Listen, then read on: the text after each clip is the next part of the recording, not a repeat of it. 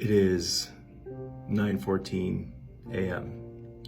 8 years ago, exactly to the date and time, I received a text message from my wife asking me if I wanted a Dutch Bros coffee. I said no, because I had a coffee at the time, didn't need it. 13 minutes later, 9:27, she called, left a voicemail. I was in a patient exam room, phone was buzzing, didn't think anything of it. By the time I got out of there, checked the voice message, it was exactly 20 minutes later, 9:47 a.m. I called her back after listening to this long message that talked about not feeling good, having a little bit of chest pain, but her main concern at that time was just having help with the kids in the afternoon. I called her back, she didn't answer. First thought, she's changing a diaper. Waited a few minutes, called again, still no answer. Yeah, maybe the 3-year-old's playing with the phone. Called back a third time, and that's when something hit me. Can't really explain it, but I got a feeling. It wasn't a good feeling.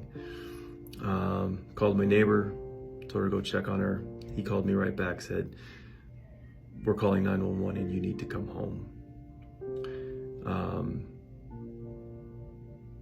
And I don't normally get to this point, but when I really talk about the story, I can feel that. I can feel what that was like. Which just goes to show that grief never necessarily goes away, but you learn to live with it.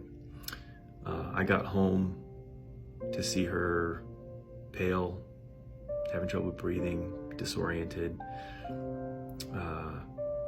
Tried to say I love you as they loaded her up on the stretcher, take her to the ambulance. I don't know if she ever heard that or not. But that was the last chance I had to talk to her because she never woke up after that. Technically, she died in the ambulance on the way to the hospital. She coded. Why do I do this? I share this stuff because it always helped me to share.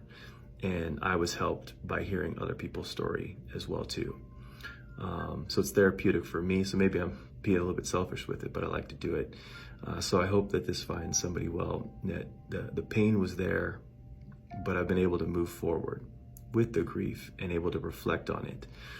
And I used to not be able to smile about it, but now when I think back to other times, obviously not that day, I'm able to smile. So there's hope out there for people who are struggling with it.